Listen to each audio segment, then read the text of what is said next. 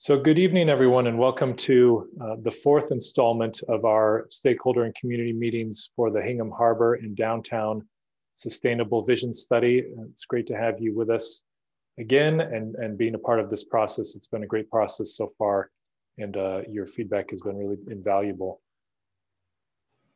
So my name is Josh Fiala. I'm a principal planner at MAPC, the Metropolitan Area Planning Council.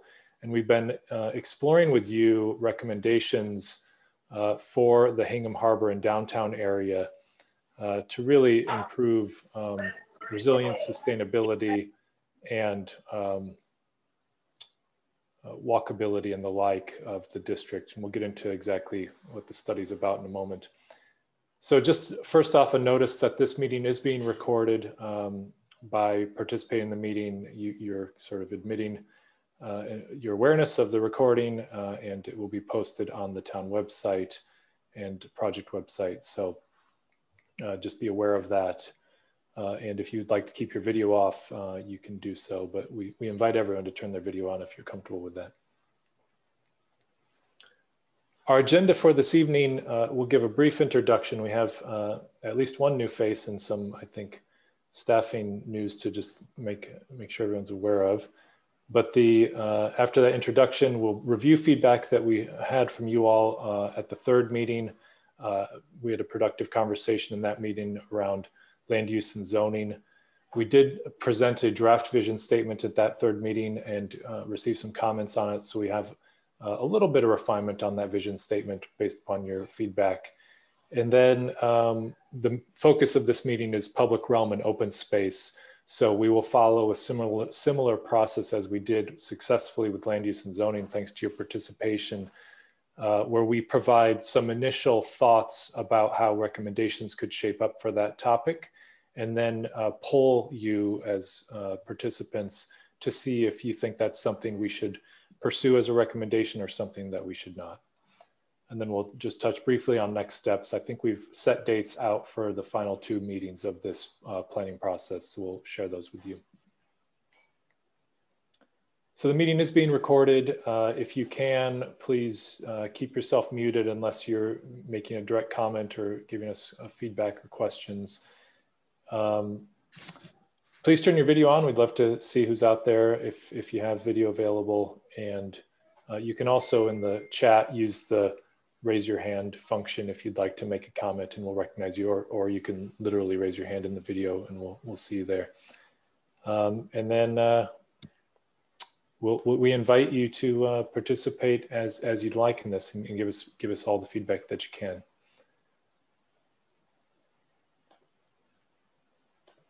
So the new face that you should see on your screen is Ann Herbst. We regret to inform you all, as the town of Hingham has had a staffing change with your town planner leaving. We're sorry to see Mary go down south, although I'm sure it's much nicer and warmer down there.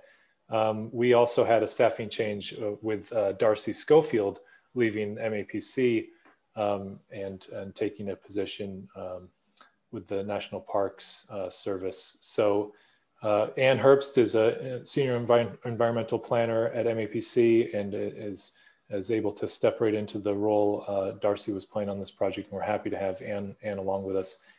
Ann's very familiar with the area, was a longtime conservation commission agent in the town of Hull, just next door. So we're happy to have you, Ann, and will contribute as she can this evening.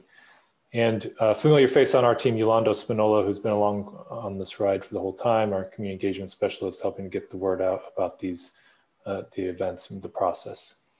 So thank you all for joining us, and we see some familiar faces out there. So the overall goal of the study is to create a shared vision for the Hingham Harbor and downtown area, and then to define short and long-term recommendations that focus actions toward that vision. Really looking at public realm and open space improvements, resiliency and sustainability of the district, and then land use and zoning recommendations that would combine with those two topic areas as it makes sense. The study area is outlined on the aerial photograph on the screen in yellow. So it reaches up along the Hingham Harbor and Hingham Beach, the bathing beach, along Route 3A, and then down North Street to Hingham Square, to what would be kind of considered the downtown area. In this area, we're trying to think about ways to knit it together and have it to function more as one district with a lot of amenities and destinations that can be accessed on foot, by bike, by car, and the like. So we've been working through the project work plan, first kind of working with you all through some exercises to define a district vision, which we now have a vision statement drafted. We've been then working through land use and zoning recommendations, which we did last meeting. And then now we're looking at public realm and open space. And each of those have integrated sustainability and resilience ideas as well. We are nearing the end of this process, and we'll be combining and compiling recommendations after this meeting and giving a little more meat to those bones in terms of thinking about some strategies that could go with those initial goals that we're talking about in these two meetings. And then in the final meeting, we'll be looking at a compilation of those in the form of a draft report and final presentation, which we'll be handing along to the town.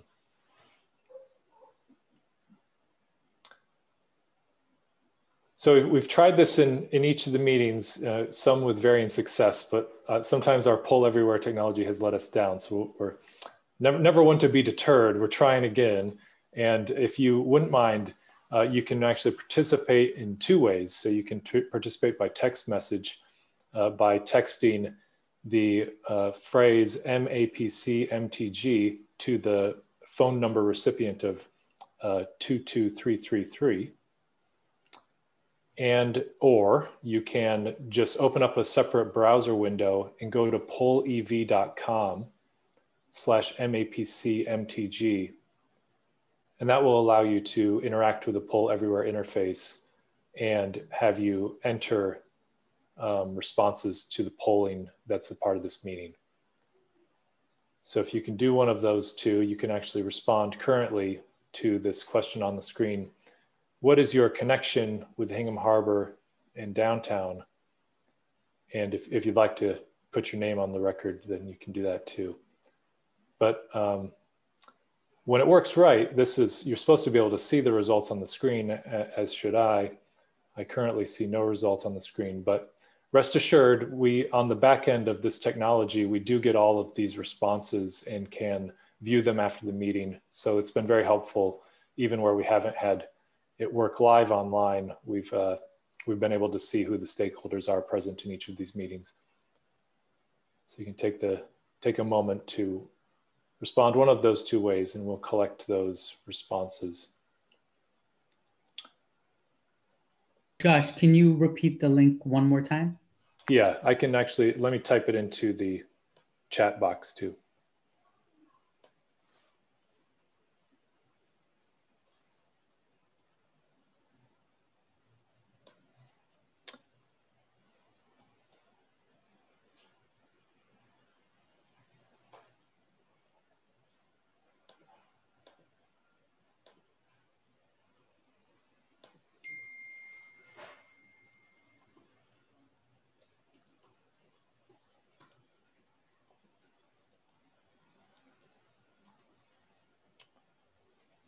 So there's the link, hopefully.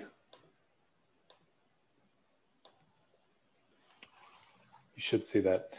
And we haven't, I will admit that this first question, for whatever reason, has had less success in the interactive feature in our meetings, but we've actually had them come alive for the later questions. So we'll just chalk this one up to warming up the system, I guess, as we've experienced in past meetings. So thank you for entering that information if you can. We're also pretty familiar with the stakeholders that we've had present in these meetings now. So thanks to your consistency, we see a lot of familiar names and associations. So that's a shout out to all of you. All right, so let's move along now. I think that's given people enough time to get that into the system.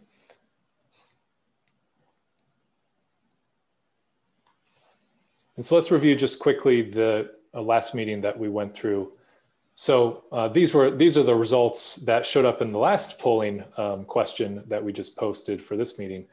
So we had the Friends of Hingham Harbor, the Harbor Development Committee, the Hingham Downtown Association, the Farmers Market Maritime Center, Hingham Net Zero, just people who identify as residents or neighbors, Hingham Unity Council, the Planning Board, Recreation Commission, Route 3A Task Force, town staff, and the trustees of the Hingham Bathing Beach.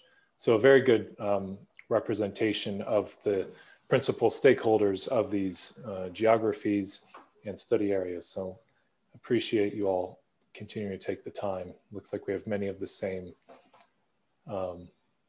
entities represented this evening.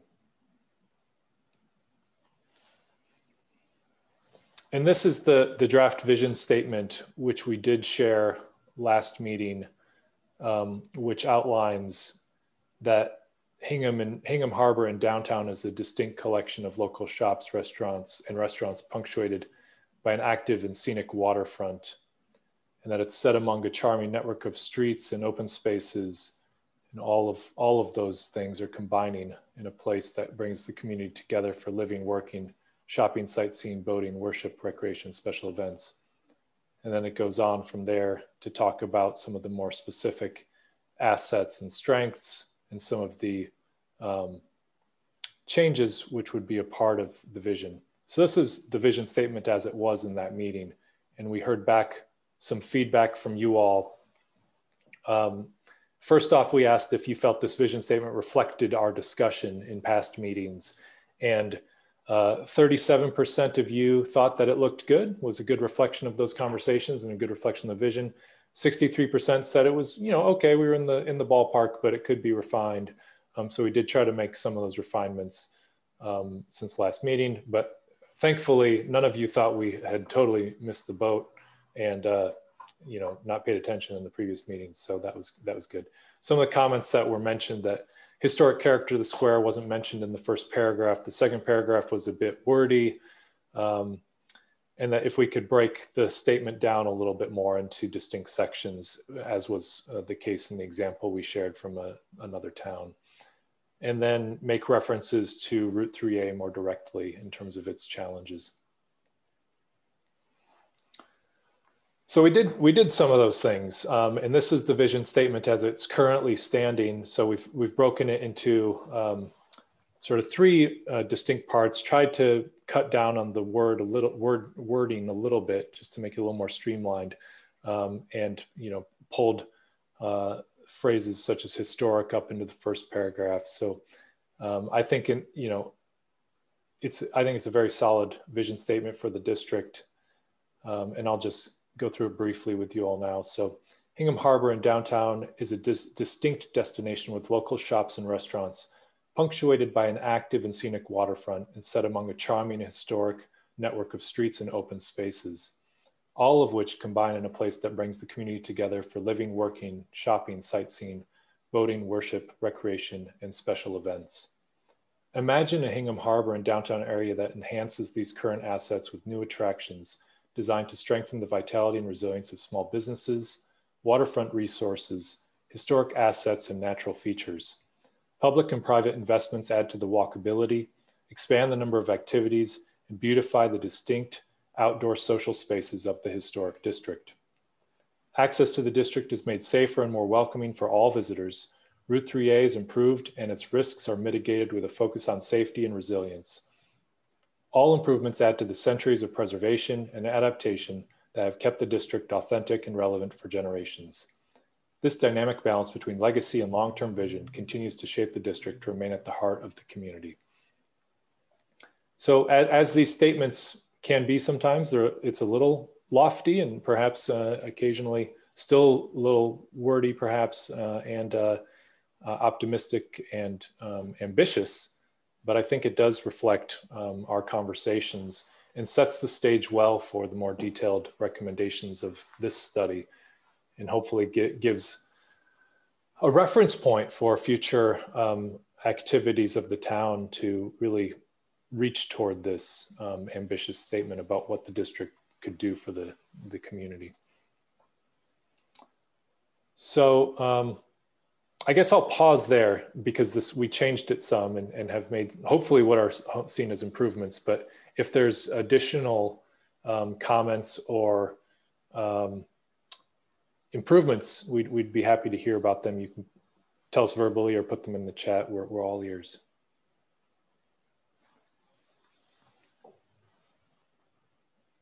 Yes, Alan. Yes, just to be clear, the 3A project is a transportation project. It's not a resiliency project. So I think Deirdre Anderson, who's on this call, and myself are also members of the 3A task force. I'm a Bathing Beach trustee. She's on harbor development. But I want to make sure people aren't thinking the improvements to 3A. It really is a safety transportation project. There's no resiliency built into it. Correct. And we understand that. And that's actually something that we're going to be talking about in the public realm discussion this evening is the fact that it is not a resilience. Okay. It does not feature resilience improvements. And that's something that we will want to talk about how that can be accomplished at some point. Okay, good.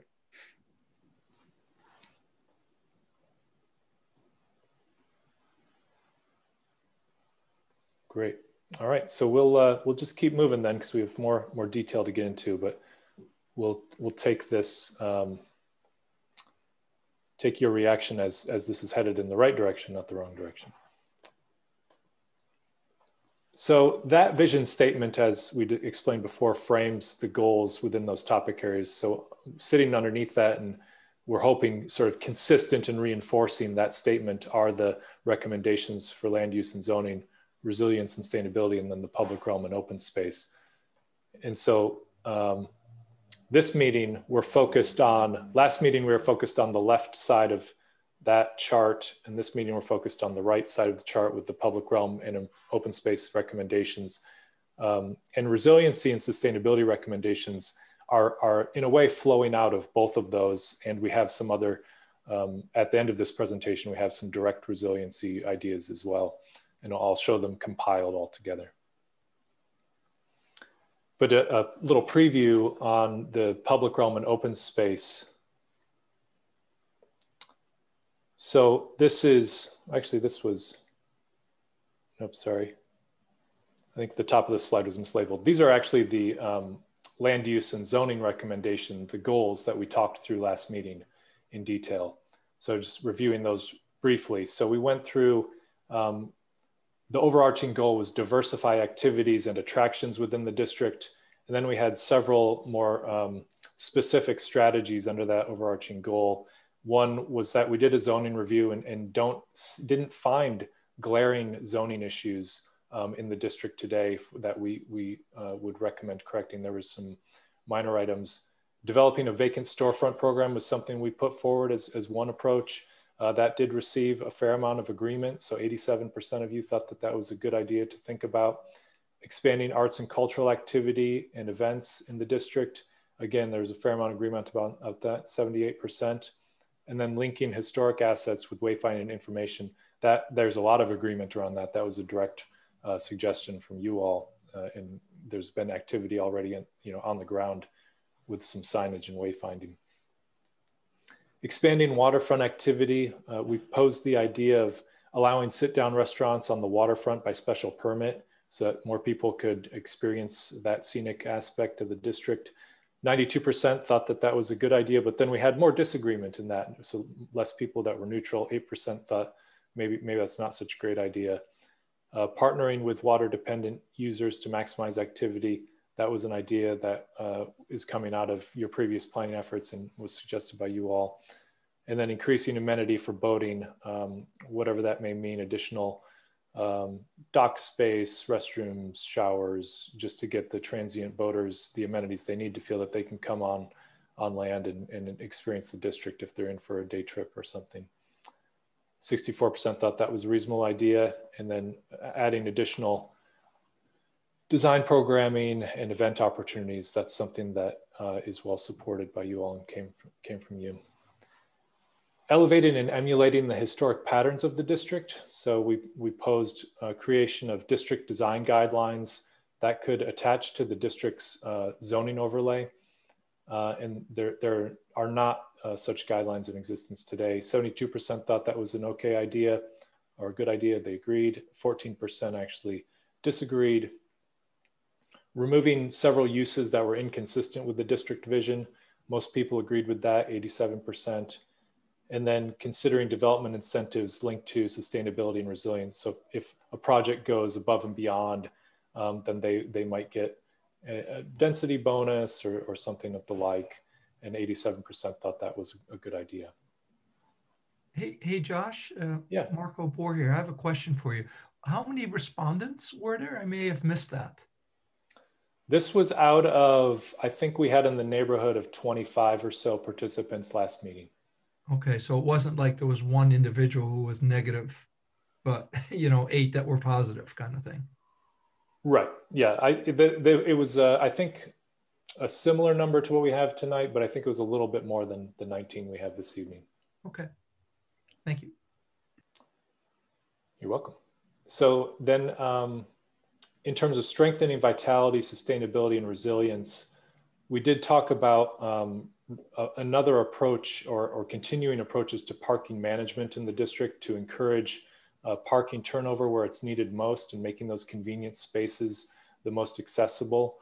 62%, so this is a little bit lower agreement rate when we start talking about parking.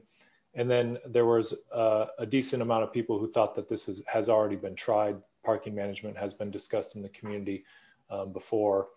But we do think there are some techniques that could be still valuable and useful for the town. Recalibrating parking requirements to promote new activities and redevelopment. So this would potentially be, in terms of recalibration, a lowering of parking requirements would make that happen. 87% thought that was something they agreed with. And then adding a sustainability and resilience guidance and checklist to the district design guidelines. That was something that we didn't pull because it's been out there as an idea and is well supported. And this was the last category where we talked about continue and coordinate stewardship of these districts or of the district. And one of the first idea was effectively to continue beyond this planning study, the coalition of partners which are showing up in these meetings and to meet regularly and advance ideas for the good of the district. 90% of you, so most of you in these meetings thought that was a good idea to keep this going. Further empowering the Downtown Association, specifically through exploration of a business improvement district, a BID, and that would give them and the town and the district an additional funding stream to do supplemental district activities that could range from supporting events to supporting district maintenance to actually doing improvements to the public realm, any of those types of activities. 70% of you thought that was something to pursue more. And I know that as Mary was finishing up her final task, she actually did submit to the state's DHCD, Department of Housing and Community Development, has a, I forget what they called it, but a resilience, downtown resilience and COVID relief fund or something to that effect. And she actually put in an application for this bullet point, specifically exploring in more detail the notion of a business improvement district through that grant program. I don't think those grants have been determined yet, so that's still out there. And then defining additional events and programming to attract visitors. 78% thought that was a good idea. So this was very heartening. We put a lot of ideas out there last meeting, and there was a decent amount of support for many of them. So what we'll do is plan to carry many of those ideas forward, give a little more understanding and direction in terms of how we think that could play out, and then get that into the report of this process. So I would say, based on the feedback, there's not really an indication that we should let any of those loose, and we'll keep moving them all forward.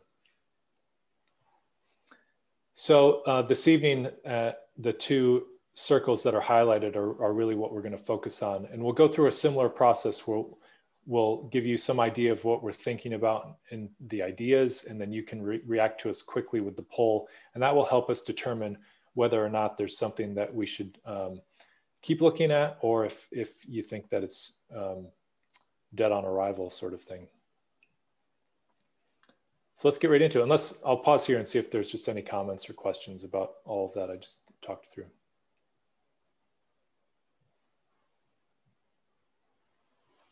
All right.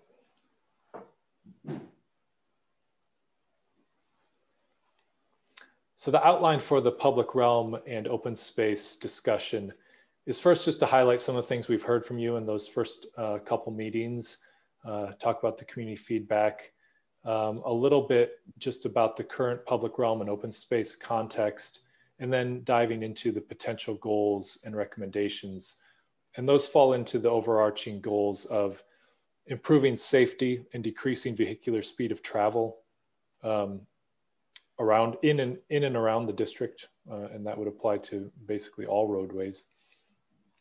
Increasing spaces devoted to people, strengthen resilience with improvements, integrate history, arts, and culture, then elevate the district identity and consistency.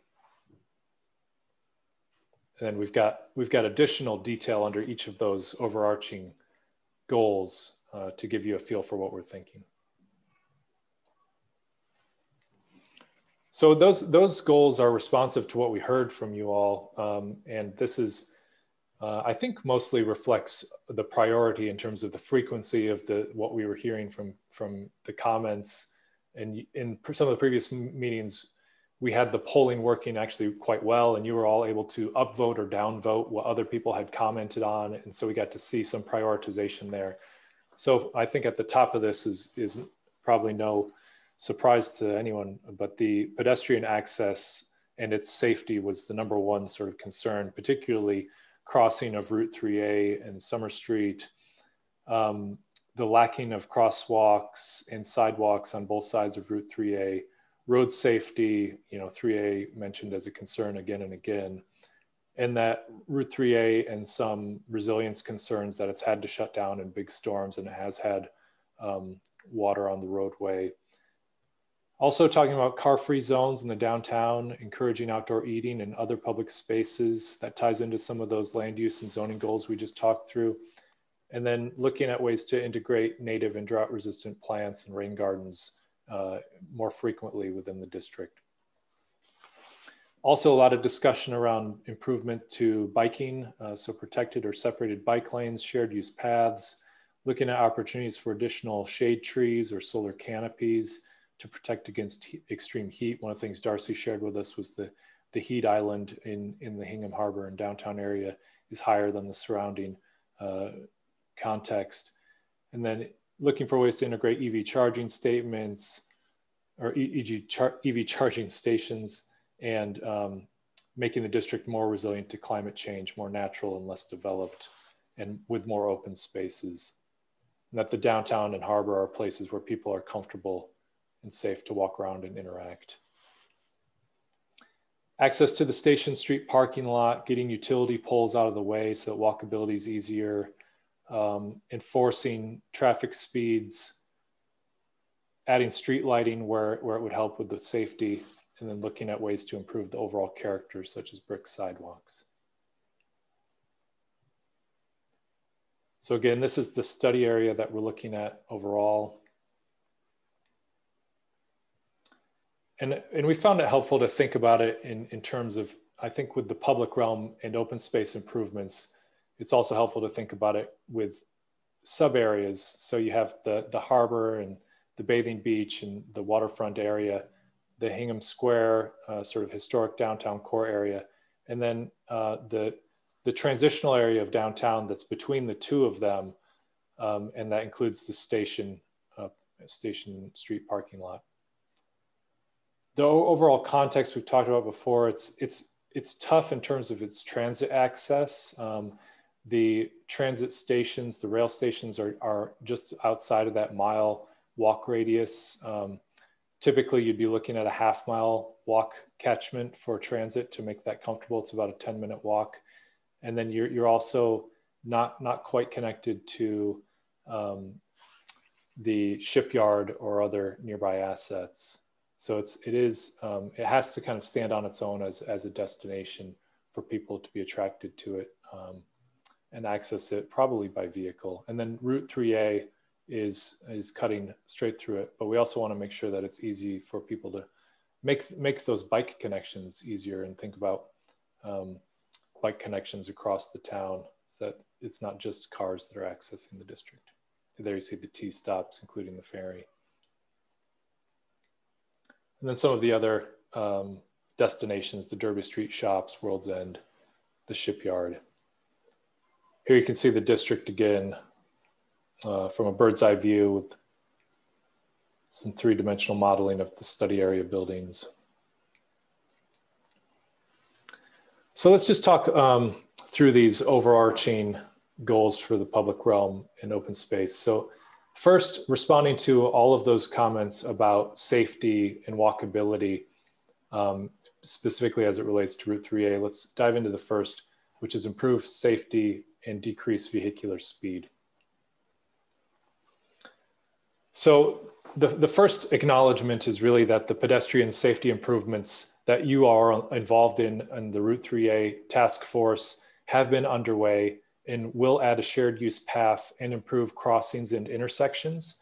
And I mean, I guess I would like to, if people on those task force do feel that I would assume that those improvements people feel will improve the safety of Route 3A.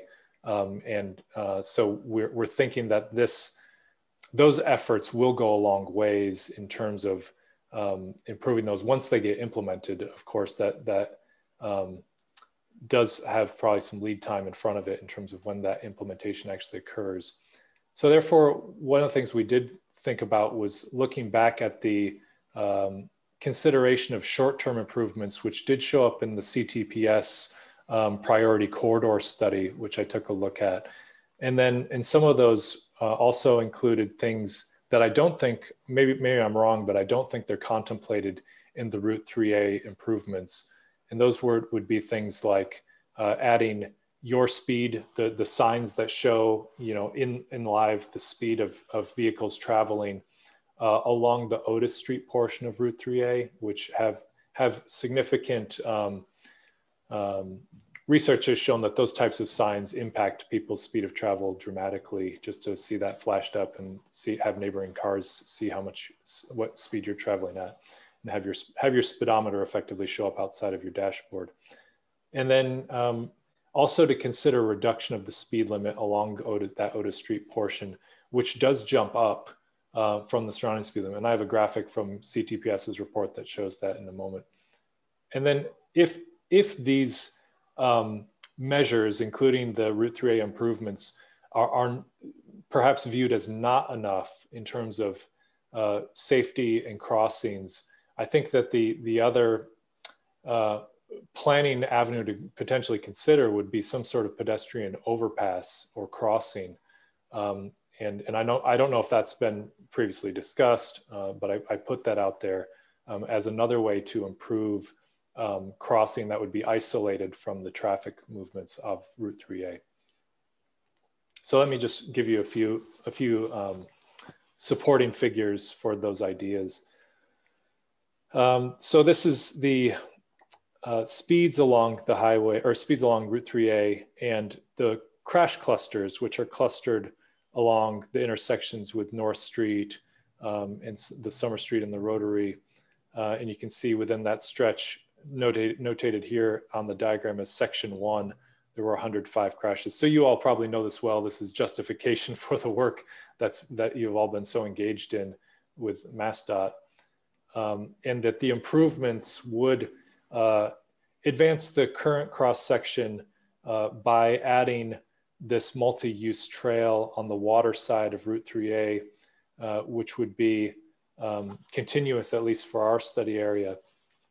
And that would be a substantial improvement in terms of adding the the bike and pedestrian connectivity that will hopefully make people feel that they can come to the district on foot or on bike more easily, and that's a safe and continuous connection. And then that would be, and it's a relatively scenic connection too, very nicely positioned with the beaches and the harbor walks.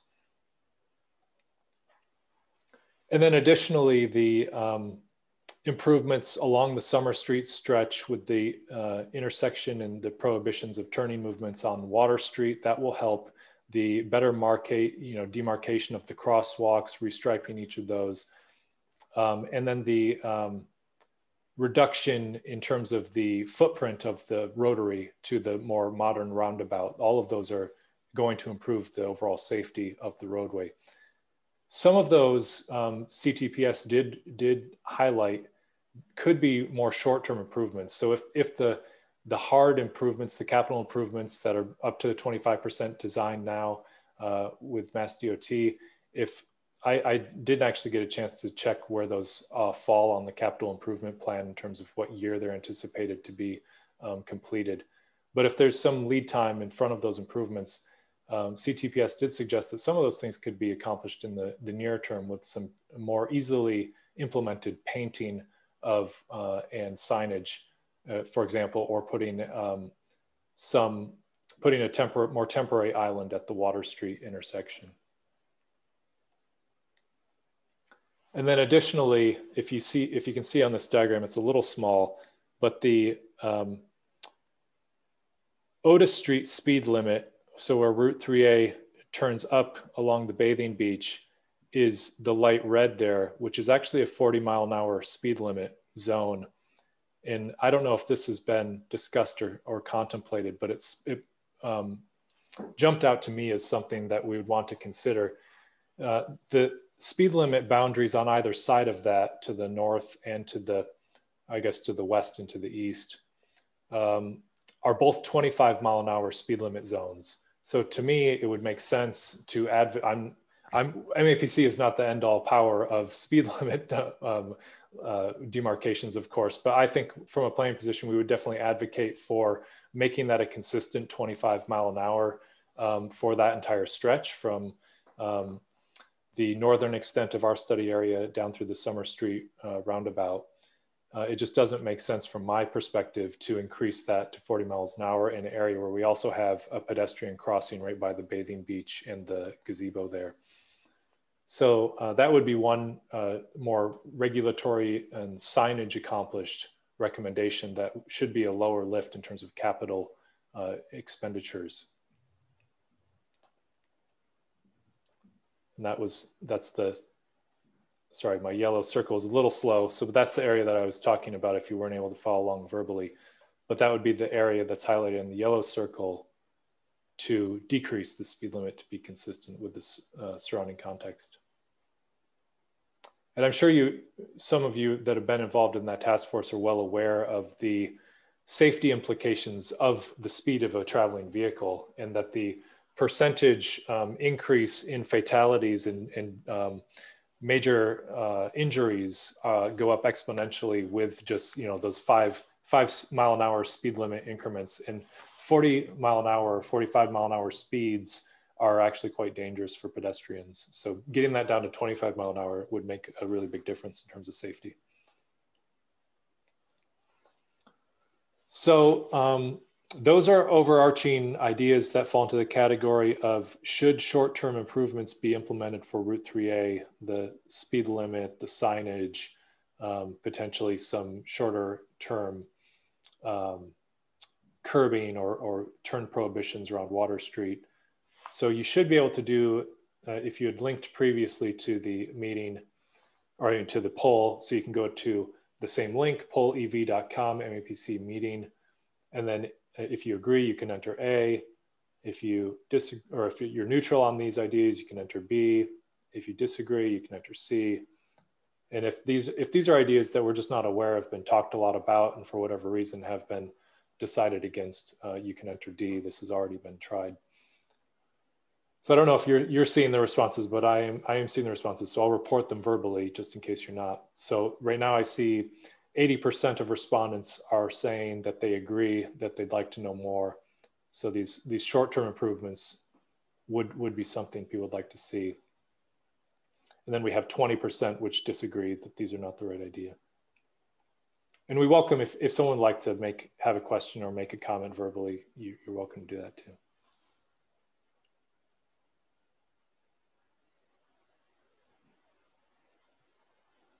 Yes, Deirdre.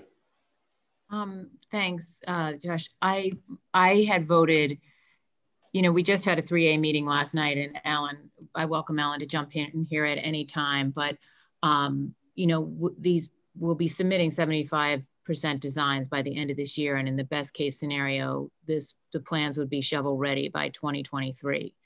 And and it's such a massive, comprehensive project that my only concern with, you know, so many financial issues facing our community, every community as a result of a global pandemic, if it is the best use of funds when this project is imminent. I don't mean to ever, you know, safety is the #1 priority of that project. It's what we should all be caring about, but I'm just wondering if it is imminent, if it's the best use of funds. And imminent in mass, you know, in a major roadway project, you know, time frame is not what we would all say is imminent. Just to clarify, so if the short-term improvements would be the best use of funds, is what you're saying? Correct. So okay. For instance, when we started this project so many years ago, one of the simple requests was, can you just at least paint stripes on the rotary, you know, and that hasn't been done. And we're 6 years now. Understood. I think I'm just a little burnt out, you know. Just to clarify, Deirdre or Alan, does the improvements stop they don't continue up that Otis Street stretch portion of Route 3A, is that correct? That is correct. Yeah, Lobster Pound is the west parameter of the project. Okay, and does it decrease this? Has it contemplated decreasing the speed limit of that stretch, or? Not at that stretch, given the volume of cars, because of course Summer Street and Otis Street at that point represent both the traffic coming in from Route 3A and traffic coming from Hull via Summer Street. So you're over that 21,000 cars in either direction limit, which we understood. That's the only reason you can see on that previous slide where you showed all those speed limits. The road diet is happening on Summer Street as a speed calming measure because the Summer Street does not hit those thresholds except for on a summer beach day. Okay. Thank you for that context. It's great. Mm-hmm. Great to get an update right from the source since you were all in that meeting last night. That's great to hear. All right, so the results now are 75% sort of agree with these overall ideas, 25% disagree. So maybe it's some version of them or some consideration maybe around the speed limit would be, I think, still reasonable. But I would tend to agree with Deirdre's sentiment that if it is closer to getting ready, 75% design is getting closer for sure, then it might not make sense to make other capital investments. All right, so let's move along to specifically, should your speed signs and a reduced speed limit be added along that Otis Street portion of Route 3A? And you can add your opinion to that. Hopefully it should.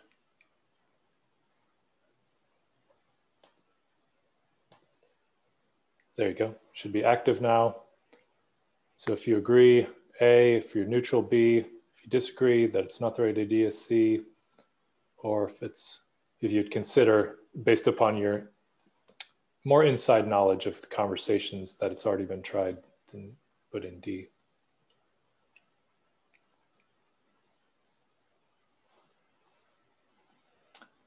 So I'm seeing 50%, 63% right now say A, agree, 38% say neutral.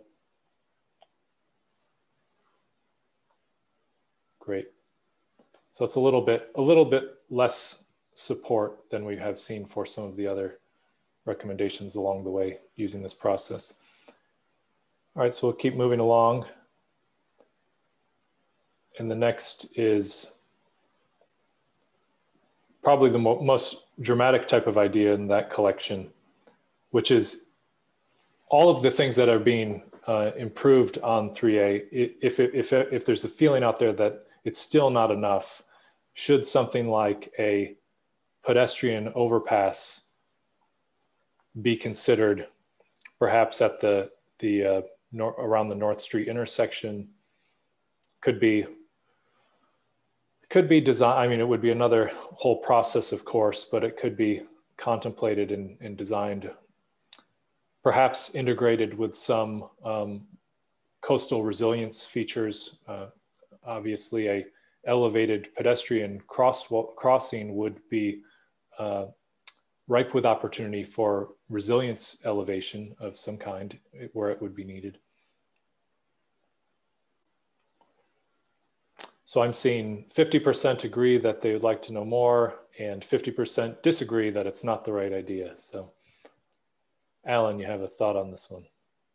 We've talked about this one, Josh, for quite a while. I just think physically it's nearly impossible because I think you don't have enough real estate to do it. I'm familiar with areas, as we all are, where it goes over, you know, near the Hatch Shell or something. There's more real estate on both sides. All the land, almost all the land on the square side is privately owned. And as Deirdre can attest, you know, we're getting issues with people complaining we're taking 2 feet of their land for the 3A project. And I just don't know where it would land. It's always been a kind of a novel concept. And I think people think it's, you know, do you do an underpass, which is even physically more impossible, or an overpass? And I just don't know that it even can physically be done. It's an interesting dialogue, but I don't know that it can go anywhere. Yeah, that's a good point. And of course that's related to the accessibility slopes of the ramp and the run that would be required, and the height that would be required for the clearance on such an arterial such as Route 3A to make sure that it's also a viable trucking route. There's a lot of considerations there, and you're 100%. Right. Yeah, I think those are the things that would virtually not make it workable, you know. All right, so this is at least this one is a little bit of a proof of the methodology we're using, because this is the least support for any of the ideas we've thrown out so far. So I guess that checks out. So thank you for that. So let's keep moving along. So I'm still not sure if people can see these responses as well, but if you can't, what I see is 43% agree, 43% say it's the wrong idea, and 14% say it's already been tried. So that is, I think, that the worst any of the thoughts have done so far out of land use and public realm. Josh, can I ask a question? Sure. Do you know, in your planning world, are there any examples where a tunnel has been used for resiliency? Like in the case of a storm surge, it funnels, channels water accordingly, but then when there isn't a storm, it can be used for pedestrian passage?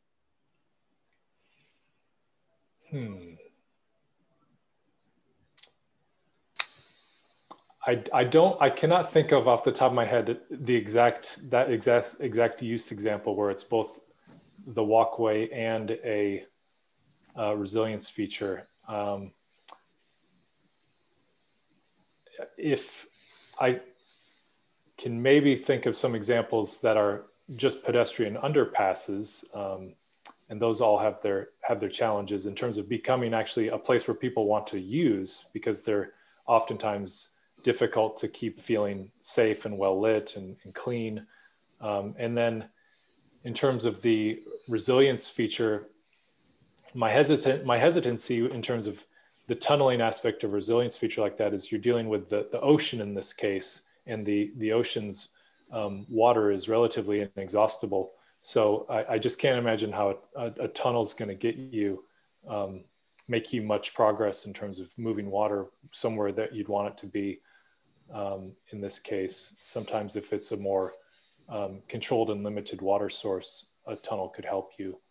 I have heard, at one point I was having a conversation with a boring engineer, and he was mentioning that they are seeing the use of multiple sort of micro tunnels to resolve more like stormwater drainage problems, where they have sort of many long, small tunnels that they can bore for relatively inexpensively to redirect water in that manner. But I still don't think that sort of approach is being used for ocean type flooding, coastal flooding. Thank you. Josh, in the Yes, Katie. Yeah, in the same vein as Deirdre, but like different, the multi-use of something like this, and it goes right into this next slide, is would there be maybe a possibility of using the overpass also as open space? Like if it was slightly wider, you could put tables and chairs and benches on there, and it could become a new outdoor space where people, you know, one of the things I think that makes a downtown special is like community space where people can just hang out, like, you know, not just a bunch of stores and restaurants where you have to spend money, but places where people can sit and recreate. And maybe that could be an additional space. So just like kind of thinking outside the box, like Deirdre was like, well, what if it's drainage? What if it's space? You know, that might justify it more, justify the disruption if it's at all possible. Yeah, I think in terms of really thinking big, and that might be the direction that sort of idea has to head in, is it's probably not enough just to think of it as a capital investment in a pedestrian overpass only, but if it becomes a part of an improved, really dynamic waterfront park that gives you an elevated view and maybe has some other experiential opportunities there, then maybe you can start to justify something that really becomes a destination, a part of the suite of destinations for the district. But this, it probably is getting a little, being qualified as a little bit of a long shot when you start thinking about it that way. It's a decent idea, but it still has the functional concerns that Alan raised.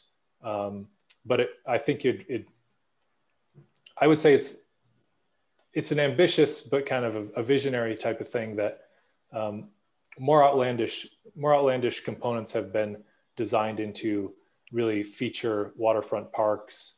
It reminds me a little bit of the bridge design that the city of Boston is contemplating over the Fort Point Channel, where it's a bridge design on what street? It's like North Street or something. It's right by the federal courthouse, if you're familiar with that area. But it's a bridge that's been decommissioned, and now the bridge design, if you ever have seen it, is not just a bridge. It's like a public open space that happens to be suspended over the channel. So that's the type of approach, but of course, even that project is stalled out in Boston because of its expense. So it's a capital intensive endeavor. Yeah, I brought it up more as just like trying to think outside the box a little with some of this stuff. Not like, I actually don't think it's very realistic, but I just think if we can think of dual purposes that serve more than one goal, that's not a bad thing. Yeah, thank you for that. I think that we can keep that in as a sort of a long-term visionary, perhaps, idea that we give some examples where it may be inspirational. But let's move on to the next set of ideas and get your feedback on these. So increasing spaces devoted to people is sort of the general overarching goal, with some specific ideas about how to do that.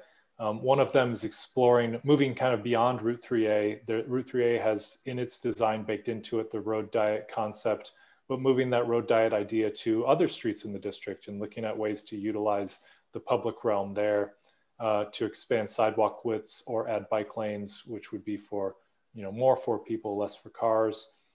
Identifying locations, which would also probably be on some level a street diet, road diet type of approach, to remove on-street parking and add additional space for outdoor amenities, outdoor dining areas, seating areas, plazas, green space in general.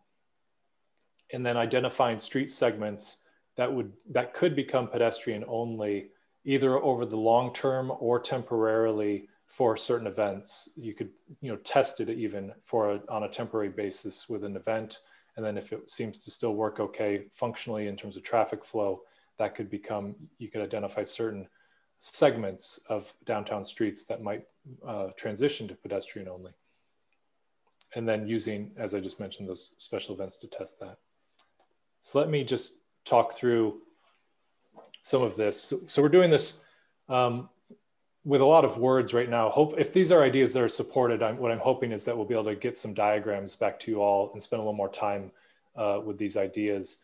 But just thinking about it from a dimensional perspective with the words on the screen. So North Street is a two-way street. It's got about 30 feet curb to curb. That includes 2 travel lanes, so 12.5 and 11.5 travel lane on average. And then it has 1 on-street parking lane on the east side of the street. And that's about it's a small parking lane, but it's a 6-foot parking lane. Then it has sidewalks on both sides. So that parking lane is an opportunity. It's parking that's in many cases, some of the more convenient parking and probably some of the more well-used spaces, but it also poses an opportunity for strategically potentially removing a space or two to create an outdoor dining area for a adjacent restaurant, or to add some street trees, or to add just a seating area. So that doesn't have to be a continuous 6-foot parking lane, for example. Similar on South Street, there are 2 on-street parking lanes, both of 8 feet on both sides of the street. So those are opportunities where potentially you could carve out some additional space for pedestrians or outdoor activities. Green Street, I think, is probably, there's not much opportunity there, nothing that we've highlighted. Water Street has sidewalks only on portions of either side. So one of the recommendations would be to make those continuous sidewalks and figure out a way to do that for the extent of Water Street. And then on Mill Street, those travel lanes could potentially be reduced, because that's a fair amount of the travel lanes, as an example, on the redesign for Route 3A are 11-foot travel lanes, width of 11 feet. So those are 12.5 feet travel lanes on one of your smaller district roads. So those could be reduced. And then if you reduce those lanes, you can give those feet back to the sidewalk and just make the sidewalks more generous, or add a bike lane or mixed use path. And continuing on, Station Street, there's not too much opportunity. That's a pretty tight street today. But on Main Street, you've got a variety of parking. So angled parking, parallel on-street parking lanes. The angled parking could be considered for a different configuration, or occasionally lose an angled parking spot to make room for something else. Of course, these are all trade-offs. So if the loss of parking makes everyone cringe, then we need to potentially rethink some of these. But if in the downtown area, the devotion really is to walkability and making this a place where people feel comfortable and safe outside and want to gather, then parking on these streets might not be the highest and best use. And you might want to find some of these areas for more human-related spaces. And just a little further, I always think this is interesting when we're talking about parking, and particularly the removal of parking in a downtown district, the distances that people will walk to park. So you have the Station Street parking lot, which is a great asset, a wonderful resource, an inventory of underused parking. And what we're talking about is removing parking on some of the streets for other opportunities. So if you go to the Derby Street shops and you park your car over by REI, say you walk to REI and then walk down the storefronts and go to Burton's Grill, you're walking and then back to your car, you've walked 1,270 feet round trip along those sidewalks in the Derby Street shops. And I don't think anyone bat an eye. That's what they do when they go there. It doesn't seem like it's that far, that big a deal. If you spend sort of a little more time there, do more window shopping, browsing around, walk the whole perimeter, you've walked 2,870 feet to do your visit to the Derby Street shops. So just superimposing those same distances on downtown, if you park in the Station Street lot and walk that same 1,270 feet, you could get yourself walking down North Street down to about the Hingham House of Pizza and then back to your car, and that would be comparable. And it's, you know, people don't think twice about doing that at Derby Street, so it should be similar in your downtown. And then same, if you did that whole route, you know, whole loop, that's the 2,870 feet. And that gets you pretty down, you know, pretty deep into Hingham Square, down to the children's shop there, and then back to your car and stopping at other places along the way, maybe stopping for a meal at one of the restaurants.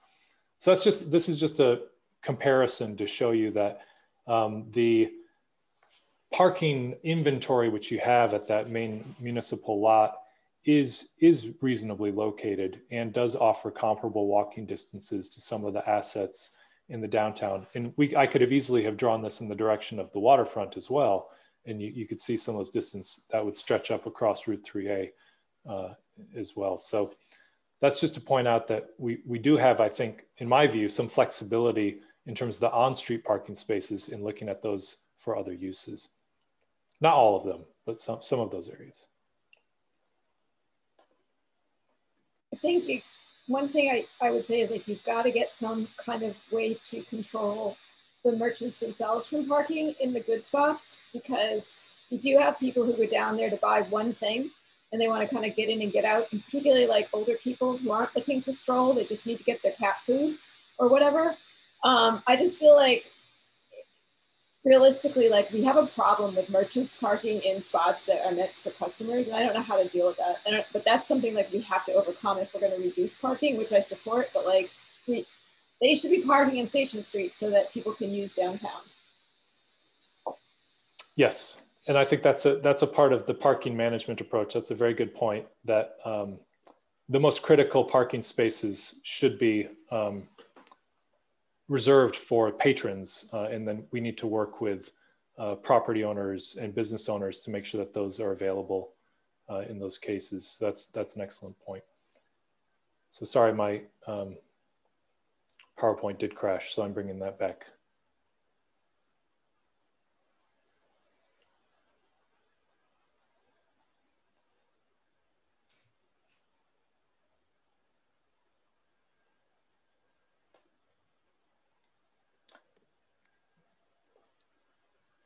So when we're entering right back into a polling question, which reviews what we just talked about.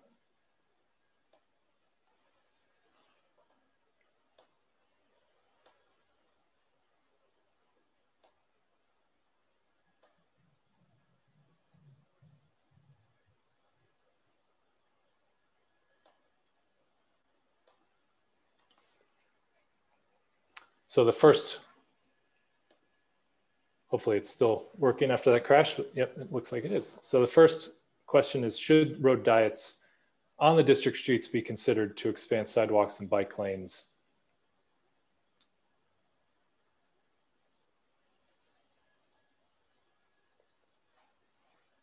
And it looks like in this case, based upon what we just presented, that it's more of a road diet in terms of on-street parking. In certain cases, there isn't as much benefit to be gained in terms of reducing travel lanes, although in some cases it could be a reduction of travel lanes, but you're not going to gain dramatically, for example, for like outdoor dining, just by reducing the travel lanes.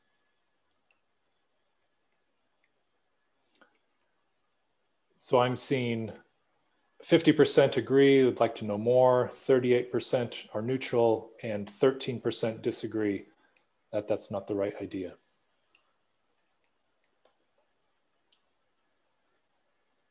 We'll move on to the next idea, which gets a little more specific. So more specific than just a road diet, but should on-street parking be removed strategically to provide additional space for outdoor amenities in dining areas?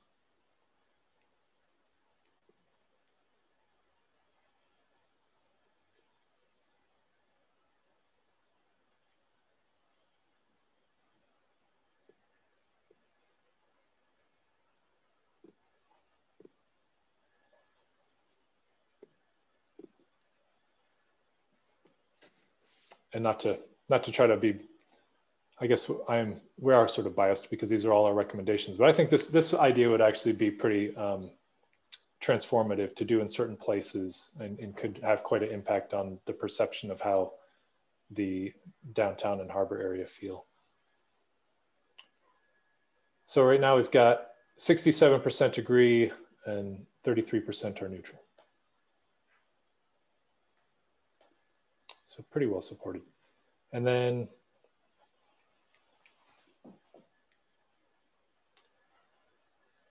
what about the notion of street segments identified and advanced to become pedestrian only?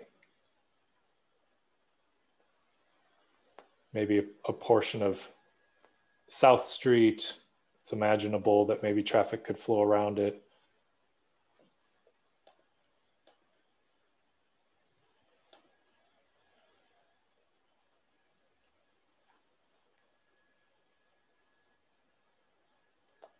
So now we have 100% agree, would like to know more.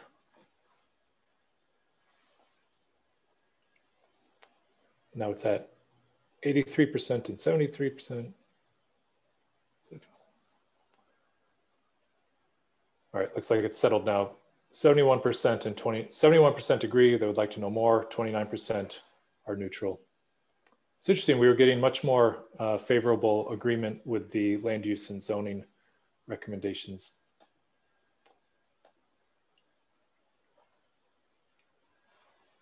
All right, so let's talk some about how to integrate resilience with some of these improvements.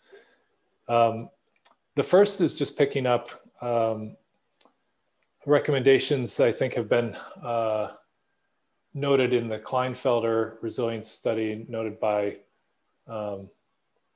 Woods Hole Group perhaps, and others, that the portion of Route 3A that fronts the district in between the waterfront and the district of downtown it should be elevated about 1,800 feet of Route 3A. And that's not, just to be clear, that's not a part of the current design. And so that would be a resilience improvement looking toward the potential sea level rise projections of 2030 and beyond. And then additionally, as you have been doing successfully at the bathing beach with some of those improvements, and could be expanded along other parts of the waterfront and downtown district where it's needed, new amenities, paths, benches, ramps, seating areas, and other features could be integrated with flood protection measures to effectively elevate with low walls or earth berms or other features to get a almost continuous barrier against coastal flooding particularly. And where that barrier cannot be closed because of a path or a walkway or something, then there could be deployable flood barriers that could fill those gaps when a storm is imminent. But that would be one protection. And that might be, that second bullet could be an alternative to 1,800 feet of elevating of Route 3A. It may not provide exactly the same protection, but it could be an alternative. Anne, I saw you. People aren't seeing your slides anymore. Oh, is that right? Sorry. So I don't think they came back. If one option might be to quickly send them to Yolanda or I, if that would help, if yours won't come up. Oh, they're back. Can you see them now? All right, sorry about that. And then improvements should also define new areas for pervious landscaping for stormwater infiltration and to support, reduce the heat island effect and support additional landscaping. Solar canopies are an option, additional shade trees are an option, or just additional landscaping in general, creating rain gardens where it would make sense. And that would be, could be coupled and combined with our previous collection of ideas, where those would work very well in tandem with an additional pedestrian or outdoor plaza area to have, you know, a nice landscape feature that is also doing, pulling its weight in terms of resilience.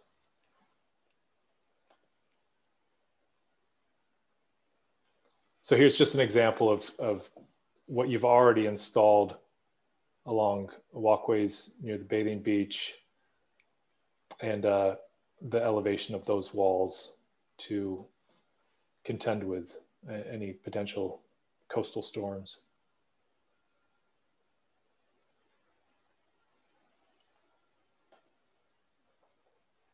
Oops. All right, so how do people feel about the elevation of Route 3A? Approximately 1,800 feet.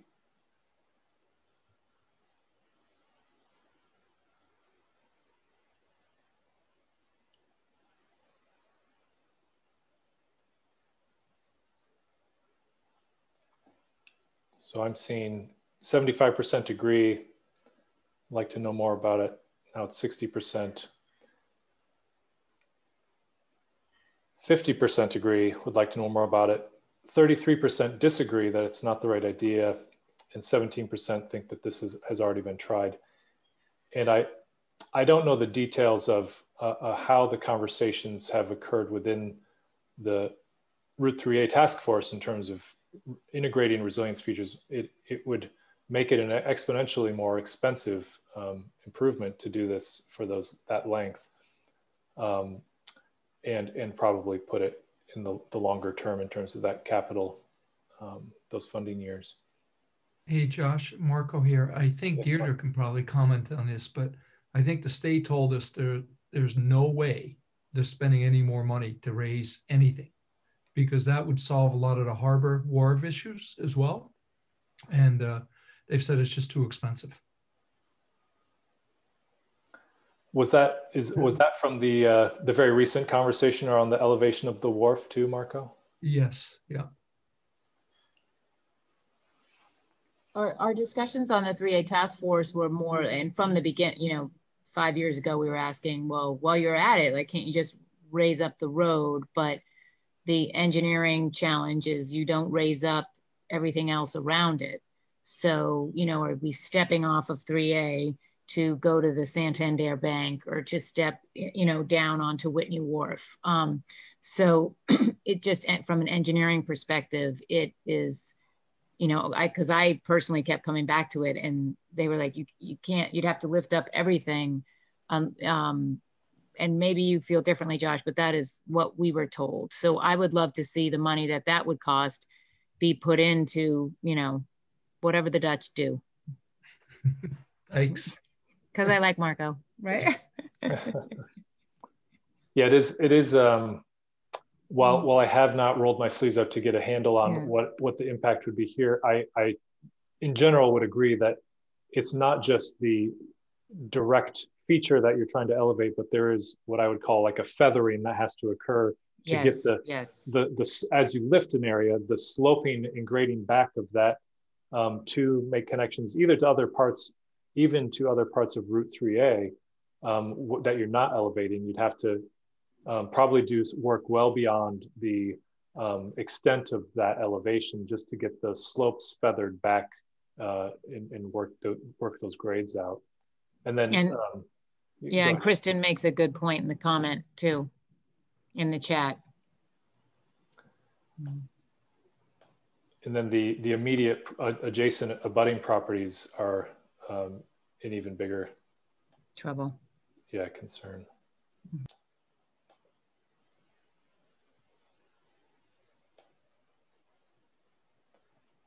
Okay, so that one is probably falling into the difficult and ambitious category. So then it would appear the alternative would be something more aligned with this recommendation, where it's a more incremental approach, which is probably occurring on the water side of Route 3A, and could provide maybe not as comprehensive protection, but could provide protection as well. And that might be, if you're also meeting resistance in terms of elevation of the wharfs, which I know were a part of the resilience game plan here. It might be something where it's a somewhat continuous wall along the multi-use path on the water side of Route 3A, but does not include necessarily the elevation of the wharfs. But I know that there's much more detailed conversations going on about that than I am involved in.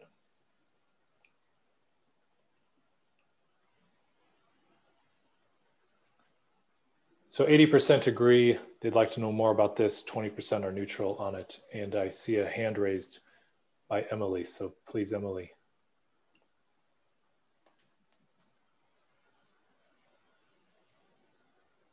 Sure. I guess I just am curious what your recommendation would be from a climate change perspective. Yeah, it sounds like the where we're triangulating on and would be the continuation of something like that system of low height wall that I showed you the image of, or maybe my presentation wasn't sharing at that moment, but what you have along the pathways next to the bathing beach, where you do have a wall which would provide you some coastal flood protection. And that wall could continue where the flood pathways would exist towards the downtown and harbor area. And then if that wall cannot be continuous for whatever reason, you would have a deployable floodgate that could go into those gaps. Yep, that makes sense. So something continuous is what you're recommending. And it could, and I think the other benefit that we've seen in terms of those more incremental approaches is it can also be incremental in terms of height as well. So you might not be building that wall height to, say, the 2050 or 2070 risk in terms of sea level rise today, but you could, the current. Mm-hmm. But you could add to the height of the wall. Yep. Okay. And Gordon, yes, please. Hi, thanks, Josh. Apologies, I had another thing I had to do, so I'm coming in a little late if you already covered it. But I think, is there a distinction, at least for this question, with some of the amenities about solutions to episodic events versus permanent sea level rise, right? Like, are there sort of terracing, or we're looking at options for water storage, for lack of a better term, during a big storm that then goes back to being a terrace area or something like that, versus the 1,800 foot, raising of 3A, which is the sort of permanent long-term hold back the ocean solution. So can we look at it both ways, I guess, is the question. Yeah, I think there's, I would view sort of, in my mind, I view the sea level rise situations also as episodic, because it'll be tidal related. And I think that what we've seen in the projections here is that it will take certain tidal circumstances, even with sea level rise, for flooding to occur. It's not like a constant breach, or else I think we'd be considering sort of different approaches. And then with a storm surge of an event that would be combined with sea level rise, I think that's potentially an event that you may not be, you couldn't protect yourself. Yeah, from that, you may not right? be designing to. So you'll basically have to do, under those types of circumstances, right, there'd be some cleanup to be done. Yes, exactly. But it's I'm just thinking of sort of the couple of times a year inundation until we get to the twice a day inundation of the tides, right? I mean, are there some less costly things that you can do in the public realm and amenities area? There are other places that have been looking at some of those. Yeah, one of the I don't think that I haven't seen this data available, or it hasn't come across my files that I've looked through for this process, but a flood pathways study for the district would actually help refine that incremental approach. So you don't have to build out like that 18-foot linear continuous protection area with all the same level of urgency and priority. Right. There's the water is getting in certain places earlier, or like the risk is higher in certain locations than others due to topography or different features of the coast. And so that flood pathway study would identify exactly where the points of highest risk are and at what water elevation. And so then you could build those sections of barrier sooner to address those pathways.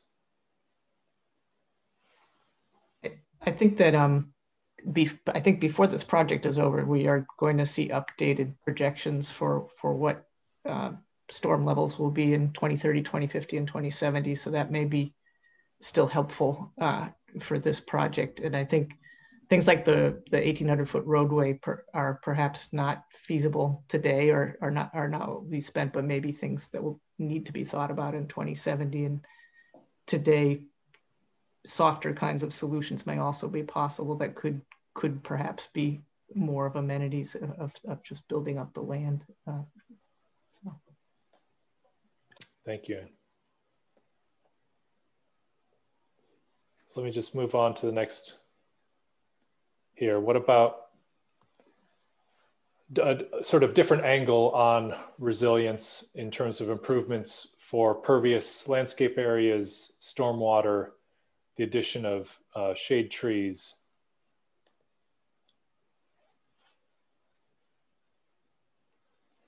So in addition to coastal flooding, if you recall, when Darcy presented her sustainability and resilience analysis on the district, she mentioned the heat island effect as one of the other risks.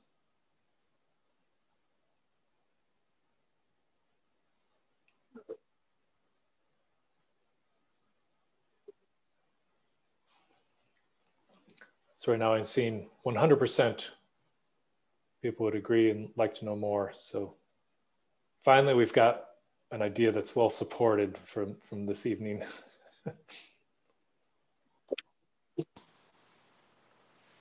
So thank you for that. So let's keep moving along because I'm a little conscious of the time now. So integrating history, arts, and culture. This would be a continuation again of a pattern that you already have in the ground with some signage already out in the real world, and linking historic assets through a walking tour with wayfinding, informational displays, and marketing. And that could be expanded from their current sign placards on along the bathing beach and those walkways into the downtown district, and make that a more comprehensive design and system. And then looking at finding ways to integrate public art into the public realm improvements. So whether that be simple approaches like painting murals or painting utility boxes in different ways, to more in-depth things like having, artistic features inlaid into the stone or brickwork of a sidewalk. So there's all sorts of approaches to that, big and small, but that is one way to add meaning and interest to a district such as this. And then making those design features consistent district-wide, and then integrating them into all improvements, and developing and pushing forward a standard so that when a sidewalk gets replaced, everyone knows that if it's in this district, it gets the 1.5 foot of a brick accent band or whatever the case may be, but that you're building up the consistency of those public realm features. Here's an example of one of those signs, which is already in the ground there, looking at the mackerel fishing industry in one of those historic aspects of the district. Here's another along the waterfront. So this standard of sign design with the nice black frame and the graphic imagery and even the color coding and themes could be replicated and expanded throughout the district.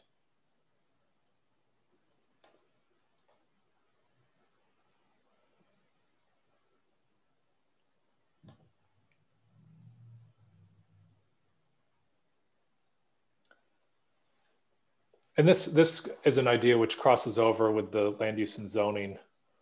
So should the historic assets be linked?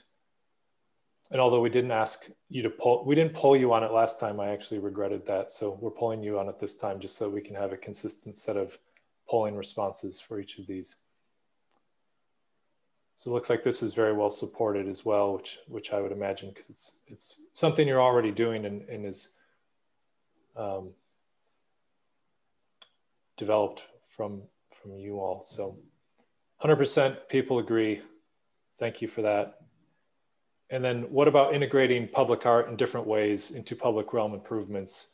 So whether that be sort of small moves or big moves, but thinking about ways. One of the other approaches, which is a little more policy driven, is a percent for public art type approach, which different districts have used, where a requirement for developers or a requirement for even the public works improvements in the town, they require, you can require any percentage that you'd like, but it could even be a portion of a percent would be dedicated within that improvement project to integrate public art into the improvements in some way. Gordon, do you have a new hand up, or is that an old hand up? I don't. Sorry, old hand up. Oh, sorry. Sorry about that. No problem. Just want to make sure. So it looks like 75% agree, 25% are neutral on this integration of public realm with public art. So that's pretty good support on that. And then finding simple features that can be integrated as part of the district identity and really building up that identity. I think I talk a little bit more about it in the next set of goals or set of strategies and goal about really pushing a district identity and almost a district brand and integrating that into different aspects of the public realm. So whether it be a logo or other, consistent fonts, consistent signage for the district, just so that people know when they're in the district and can feel that sense of arrival and consistency. So 83% agree, 17% are neutral. So that's pretty high support rate for that idea.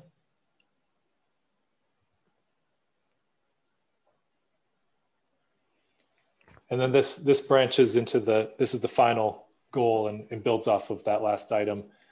So thinking about other ways to elevate the district identity and that consistency. So the public realm, I would say, has the most consistent and I guess I would frame it as kind of charming characteristics. The deeper into Hingham Square, the historic part of the district you get to. And so the expansion of some of those district features, particularly in that transition area between Hingham Square and the harbor front, would benefit the entire district in terms of that continuity and consistency. So that's continuing, whether it be brick sidewalks, there's some, it's not entirely consistent. There are some sidewalks which are entirely brick sidewalks, some sidewalks which are concrete sidewalks with a brick accent. So continuing one of those two with the other improvements. And I wasn't sure, it sounds like maybe that this isn't necessarily possible if you're at 75% design with the Route 3A work, but if something like a brick accent band would even be in the realm of possibility in that type of Mass DOT project. I saw Deirdre laughing, so probably not. So, it's just the opposite. I'll let JR speak to it, but just the opposite. It was exciting. Yeah. So maybe there's some time left to leverage those improvements to build up the consistency there. And then effectively, once each of those features over time become more consistent, it just helps people to understand that, yes, this is one connected district. Yes, I know I'm still in the district or outside of the district. And then the other thing to do, and we've talked about this in past meetings, is deploying a consistent wayfinding signage system, particularly for the parking. So if we want to get people into the Station Street parking lot, and that's where we want to drive most of the patrons, then we need some signage to make sure that that happens and people know exactly what they're doing. And we also probably want to add signage over time for some key destinations and maybe even for some district gateway type signage to really signify arrival. And then each of those signage opportunities are a chance to expand the district brand. So if a district icon or logo or typeset, any of those things are established, they can be integrated into each of those signage features really effectively, and then could even start to show up in some of the concrete stamping or other places to really push it to the next level. So here's just some of the, I mean, there's a lot going on in terms of really pleasant features of the district today. So even some of the park features that are out near the wharfs, the new pedestrian bridge by the coffee shop, the gazebo, the seagrass, the plantings, the new boathouse, and then some of the brick sidewalks and pleasant landscaping, the granite curbs, of course. All these things are hallmarks of our New England environments. We're so spoiled by them. But then like the crosswalks that you see in Hingham Square with the white line demarcating the edges of the boundaries of the crosswalk, and then the crosswalk itself is a red crosswalk. So that could be picked up as a consistent crosswalk feature. The granite stanchions for the signage in Hingham Square, each of these things could be expanded within the boundaries of the district. The ironwork, the consistent black outdoor furnishings for the trash receptacles, for the benches.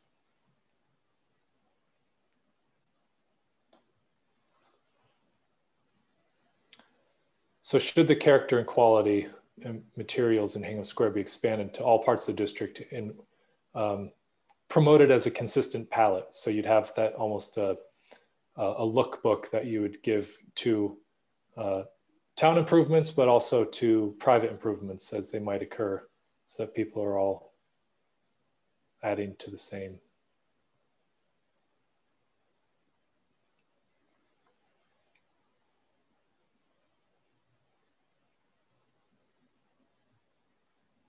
So it's interesting. I was expecting this one would be very well supported, but there's a little less support than I was expecting. So 75% I'm seeing agree, would like to know more.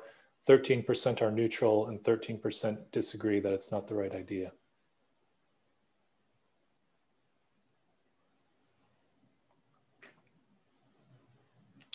Okay, and then what about the uniformity and connectivity of the sidewalk network? So this would include some of those streets mentioned previously too that don't have a sidewalk presently on both sides. Water Street, Water Street being the primary one. I think maybe there's a portion of Mill Street that does not have a sidewalk. So this one looks like very well supported. 100% agree so far.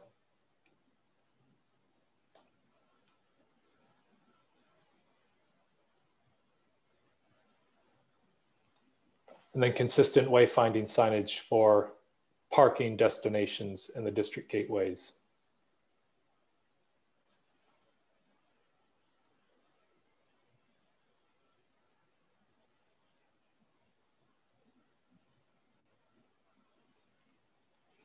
I think this would be a very valuable component of both. I think the wayfinding, the parking management, and the potential parking diet or road diet for a few more pedestrian oriented plaza spaces, those three go hand in hand and would work together to make sure that that's all quite functional. So 100% agree with that.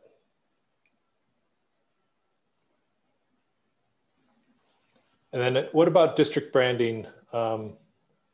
Expanding that brand, some sort of work on a logo design. I don't think that there is a prevalent sort of logo design currently for the district.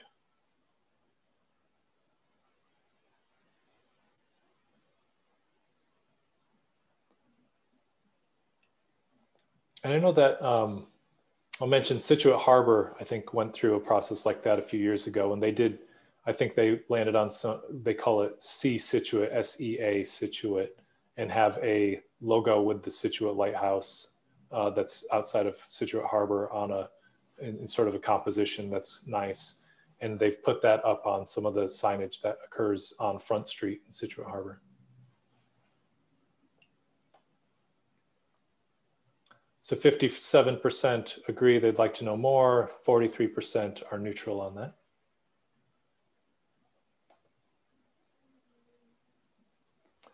So I just wanted to close and wrap the conversation up this evening by circling back specifically to the resilience and sustainability recommendations.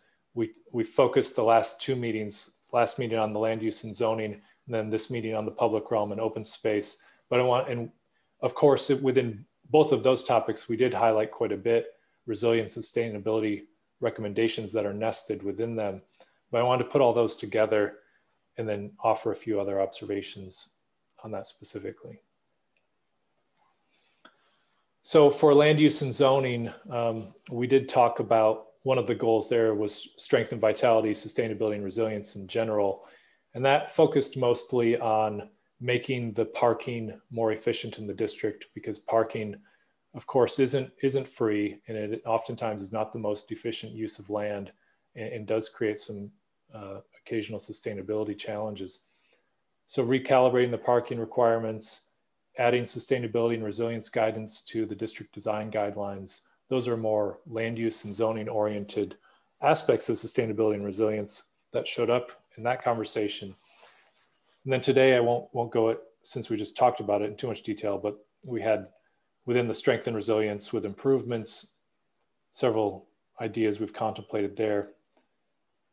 But then we also have, and you've all been embarking on this, preparing infrastructure for sea level rise more specifically, and been in discussion about the elevation of the piers and wharf walls. And from what I've gathered this meeting, and I think heard, maybe Ann and I heard through the grapevine, is there's maybe some resistance to that in terms of funding that type of process. And then also thinking about the culvert and floodgates that are at North Street below Route 3A. And I have to admit that I don't know much about that infrastructure, but it has just been raised in my mind as a sea level rise consideration, and what that system of infrastructure is sized for in terms of sea levels and the amount of water that it can process and all of that. So I want to highlight those additional items and just see if that sparked any other discussion or comments from you all.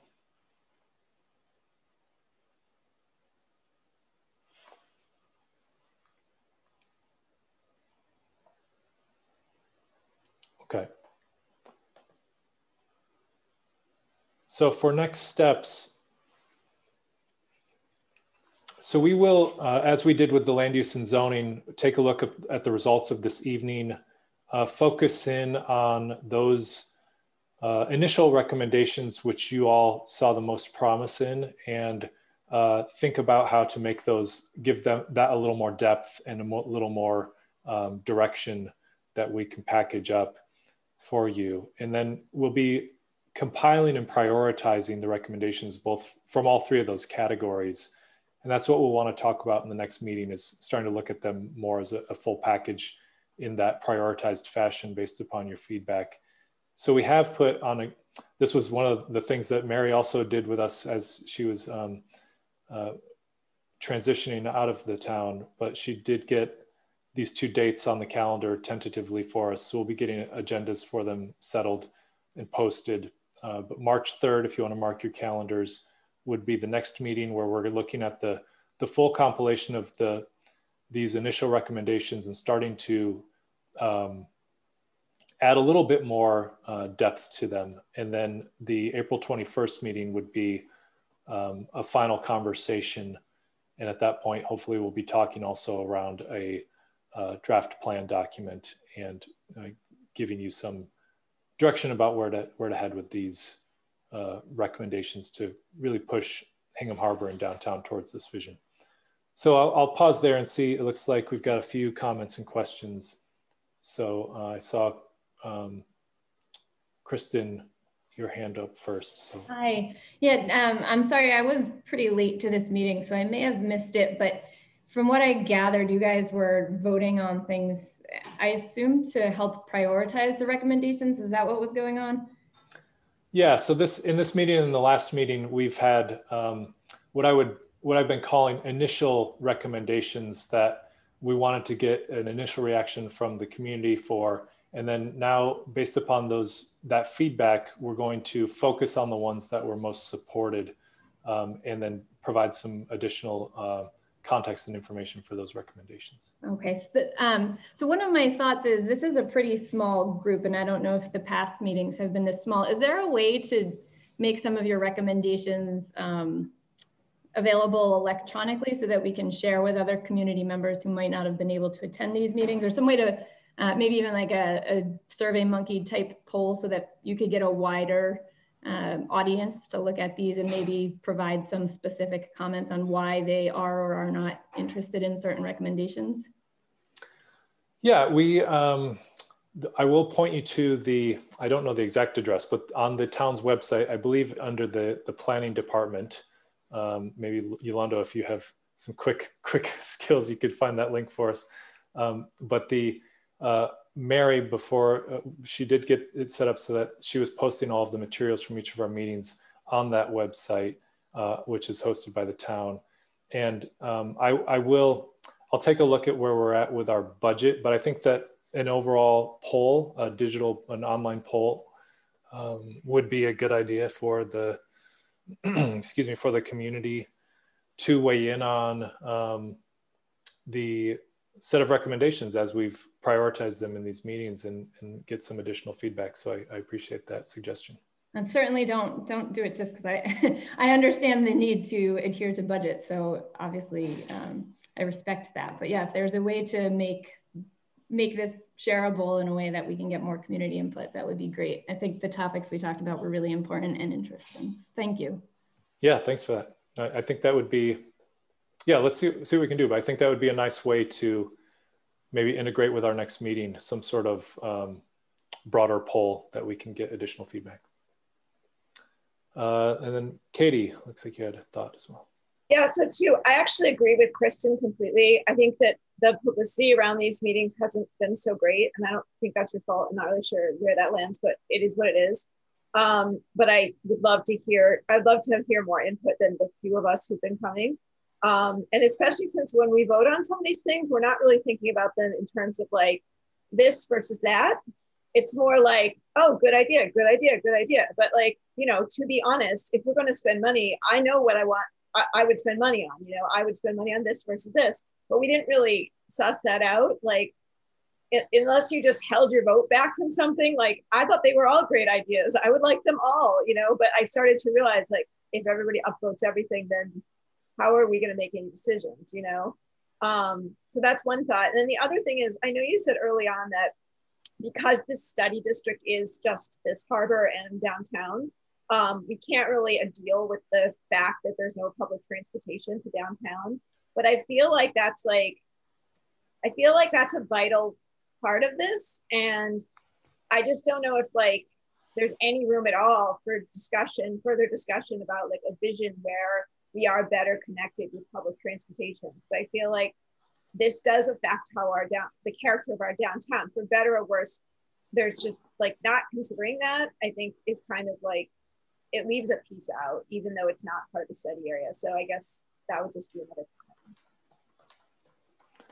Yeah, I think that's a really valid point. And we should have some discussion about how to enhance those connections.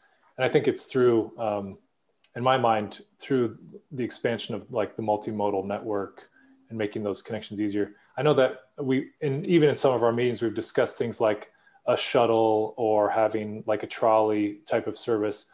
And those do occasionally work, but they can also become, you know, an entire devoted project unto themselves, just to get, you know, all of the energy that's required to get that up and running. And it might not have as much impact as some of the other things we're discussing in terms of the recommendations. So, but I think we can include some information in consideration of those too. I agree with the overall sentiment. Even a dedicated bike lane that came from one place or the other, like a bike lane that went down Lincoln Street to the shipyard or something, that would at least be some connectivity besides cars. There's just no way. If I'm coming in from Hingham, if I'm coming in from Boston, there's no way for me to get downtown without an Uber unless I really want to spend some time walking. And I think I said this in the first meeting. I know people who have come here on the boat and been surprised to arrive at the shipyard and discover that they can't get downtown without calling an Uber. So I just feel like that's a little bit of a disconnect. But thank you. Yeah, thank you. And Gordon, is that a new hand this time? I can't get it down. I don't know what's wrong. It's just like it's like I can even be irritating on Zoom. Apparently, I didn't mean to. I don't know how to turn it down. So I'll wave the real hand when I have a question, Josh. All right, you can ignore the blue one. It does look like it went away though. So thank you. That's good. All right. Well, any other thoughts or comments?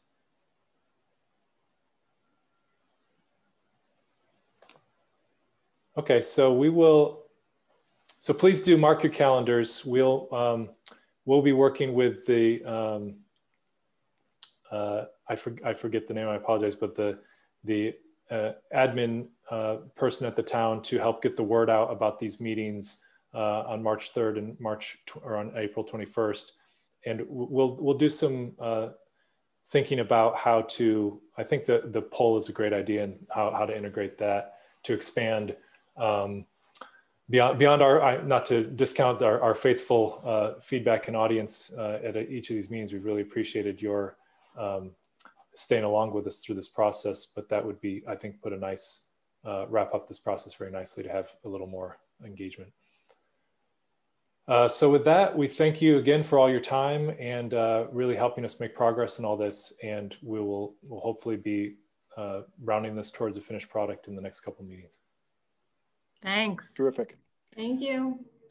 Great job again, Josh. Great meeting. Yeah, thanks so much, Josh. Bye, Yolanda. Terrific. Bye, Ann. Thanks, everyone. Thank you. Thank you all.